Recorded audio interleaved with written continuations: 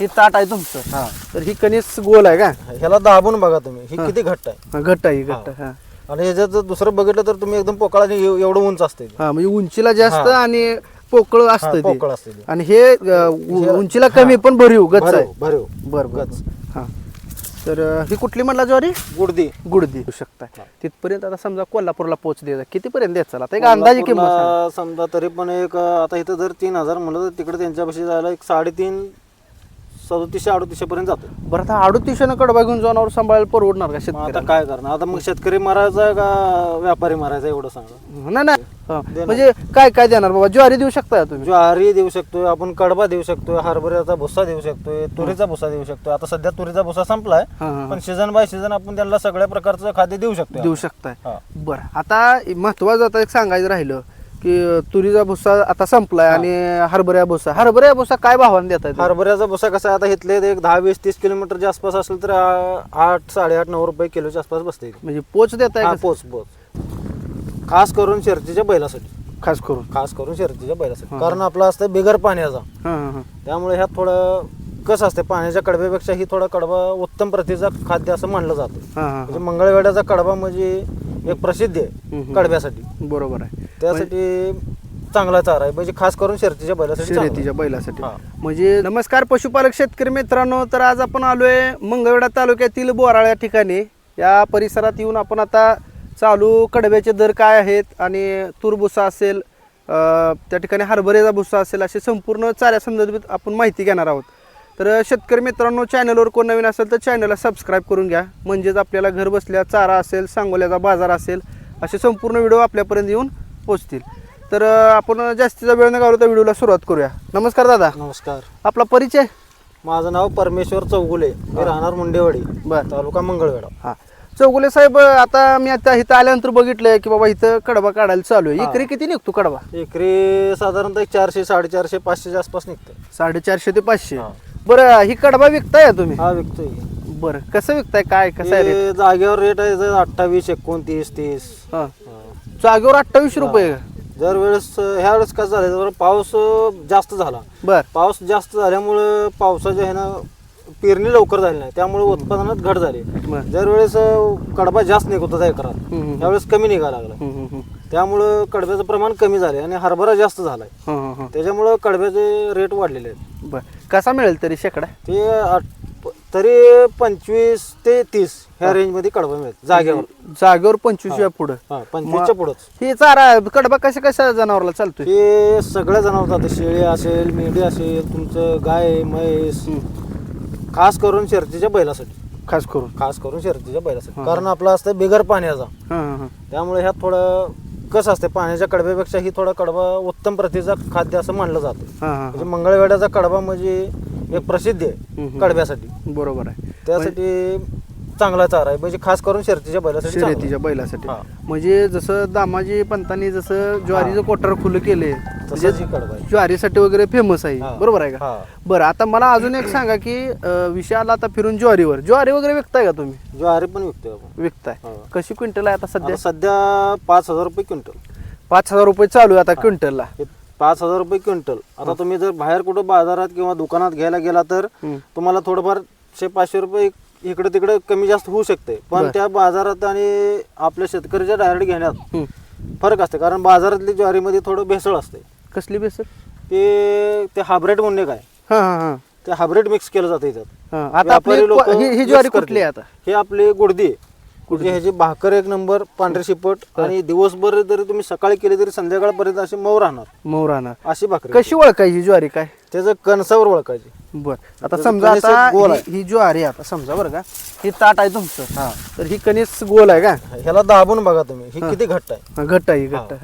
आणि ह्याच्यात जर दुसरं बघितलं तर तुम्ही एकदम पोकळा एवढं उंच असते. म्हणजे उंचीला जास्त आणि पोकळ असतं, आणि हे उंचीला कमी पण भरीव गच आहे. बरोबर. तर ही कुठली म्हणला ज्वारी? गुडदी. आणि ही आपल्या भागात हीच असते का अजून कुठल्या? ते शेतकऱ्याच्या ह्याच्यावर असते ती. बरोबर. कुठली ज्वारी असते इकडे? 35 मालदांडी आहे, देशी आहे, पुन्हा ही आपली गुडदी आहे, बऱ्याच प्रकारच्या ज्वारी, 2-4 टाईपच्या आहे. बरं आता जर समजा एखादा शेतकरी असेल किंवा काय पुण्या मुंबईला राहणारे लोक आहेत, त्यांना ह्या परिसरामधली ज्वारी असेल किंवा काही शेतकऱ्यांना पुण्यामध्ये, बारामती, सातारा, कोल्हापूर, कराड ह्या भागातून मला बरेच फोन येत आहेत की त्यांना ज्वारी पाहिजे असते, कडबा पाहिजे असतो, तुरीचा भुस्सा असेल, पुन्हा हरभऱ्याचा बुसकाट असेल, तांबा म्हणतो त्याला, हे असं सगळं त्यांना लागतंय. मग ह्या लोकांसाठी जर तुम्ही म्हणजे त्यांना पोच द्यायचा पोच देणार की? म्हणजे काय काय देणार बाबा? ज्वारी देऊ शकता तुम्ही? ज्वारी देऊ शकतोय आपण, कडबा देऊ शकतोय, हरभऱ्याचा भुस्सा देऊ शकतोय, तुरीचा भुस्सा देऊ शकतोय. आता सध्या तुरीचा भुस्सा संपलाय, पण सीझन बाय सीझन आपण त्यांना सगळ्या प्रकारचं खाद्य देऊ शकतो. शकताय. बरं, आता महत्वाचं आता एक सांगायचं राहिलं की तुरीचा भुस्सा आता संपलाय आणि हरभऱ्या भुस्सा काय भावाने देतात? हरभऱ्याचा भुस्सा कसा आता इथले एक 10, 20, 30 किलोमीटरच्या आसपास असेल तर 8, 8.5, 9 रुपये किलोच्या आसपास बसते. म्हणजे पोच देताय? पोच म्हणजे 8 रुपयाला 1 किलो असं जागेवर पोच. इथून किती किलोमीटरवर? इथून एक 30 किलोमीटरच्या आसपास.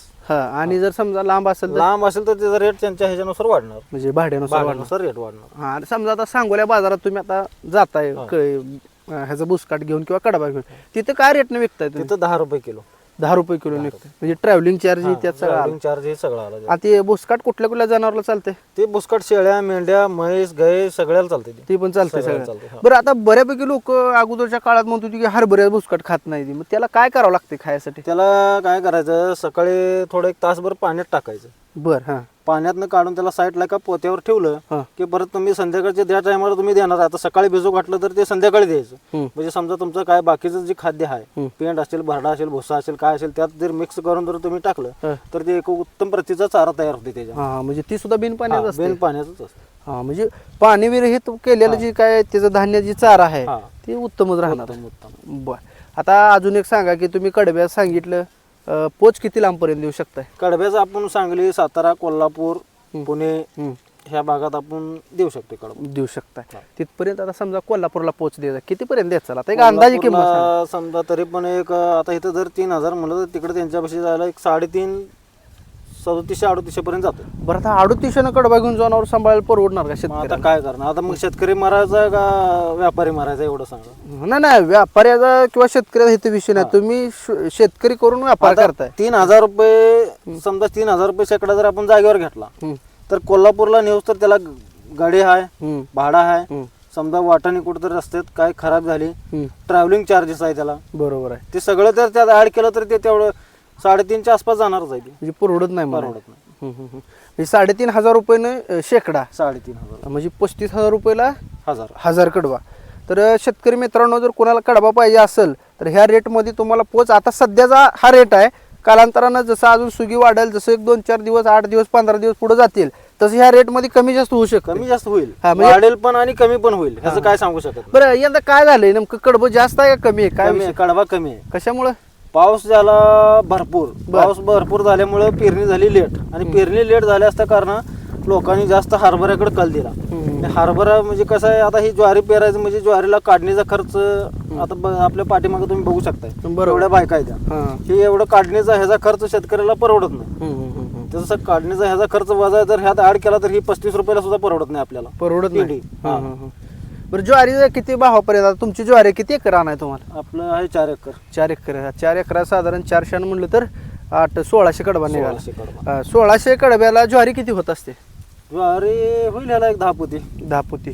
किती विकताय तुम्ही? काय आपलं काय, आपल्याला काय 1-2 पोतं घरी ठेवायचं, बाकी सगळे विकायचं.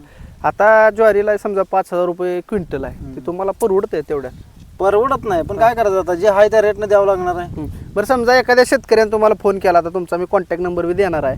जर कोणाचा फोन आला तर तुम्ही डायरेक्ट त्याला पोच द्यायचा, म्हणजे काय मध्ये व्यापार लाईन ही थोडीफार ही होऊन जाईल. ज्वारीसाठी म्हणून आपण डायरेक्ट पोच देऊ त्यांना. पोच देताय म्हणजे कुठे? आता जागेवरचा रेट, ट्रॅव्हलिंगचं भाडं त्या शेतकऱ्यानं आपल्याला, पुढच्या माणसानं आपल्याला. समजा आता कोणाला 1 क्विंटल भर पाहिजे बाबा, इथं येऊन घेऊन जाऊ शकते, इथनं येऊन पण घेऊन जाऊ शकतो. तुम्ही म्हटलं तरी पोच करा म्हणलं तर पोच बी करू शकतो, पण ट्रॅव्हलिंगचं भाडं द्यावं लागणार. तर शेतकरी मित्रांनो, कोणाला जर ज्वारी पाहिजे असेल, कडबा पाहिजे असेल, आता सध्या हरभरा मोठ्या प्रमाणात आहे, त्यामुळे हरभऱ्याचं बुसकाट देखील मिळेल यांच्याकडे. तांब जी आपण त्याला म्हणतोय, ह्या प्रकारचा संपूर्ण चारा तुम्हाला मिळेल शेळीसाठी, मेंढीसाठी. विशेषतः यांनी सांगितलं की कडबा हा पळाच्या बैलांसाठी महत्त्वपूर्ण राहतोय. कडबा पाहिजे असेल, चारा पाहिजे असेल तर ह्यांचा आपण कॉन्टॅक्ट नंबरही देणार आहे, ह्यांना संपर्क साधून घेऊ शकताय. ही बघू शकताय, आता भर 12 वाजले, त्या उन्हाच्या करा त्या ठिकाणी आपण ही शूट करतोय. वेळात वेळ काढून ह्याने आपल्याला वेळ दिलाय. एवढी माणसं असल्यावर मित्रांनो पाणी प्यायला सुद्धा वेळ मिळत नाही, पण ह्याने अक्षरशः कसं आहे, एक प्रकारची सेवाच करतायत की बाबा लोकांपर्यंत जाऊन ही कडबा गेला पाहिजे, ह्यांना बी 2 पैसे मिळायला पाहिजे आणि लोकांपर्यंत ज्याला गरज आहे त्याला कडबा मिळाला पाहिजे आणि ज्वारी पण मिळाली पाहिजे, हा यांचा उद्देश आहे. आणि ह्या रानात फक्त वर्षातून एक पीक घेतले जाते, त्यामुळं ही अगदी निरोगी आणि चांगल्या प्रतीचं धान्य ह्या ठिकाणी पिकवलं जाते. कुठल्याही प्रकारची फवारणी नाही, कुठल्याही प्रकारचा त्या ठिकाणी खत बीत तसलं काय नाही, सरकारी खत, एकदम सेंद्रिय खतापासून ज्वारी मंगळवेढा भागातील मुंडेवाडी असेल, बोराळा असेल, ह्या शिवारामध्ये पिकली जाते. जर कुणाला पाहिजे असेल तर ह्यांचा संपर्क साधा. अजूनही आपल्या चॅनलवर असे व्हिडिओ आपण टाकणार आहे, चॅनलला सबस्क्राईब करून घ्या, म्हणजेच आपल्याला घर बसल्या संपूर्ण बाजार असेल किंवा ही चाऱ्यासंदर्भात ज्वारी संदर्भात माहिती मिळून जाईल. जास्तीचा वेळ न घालवता आपण व्हिडिओला इथंच थांबू आणि वेळात वेळ काढून याने आपल्याला वेळ दिल्याबद्दल त्यांचा आपण आभार मानू. धन्यवाद दादा.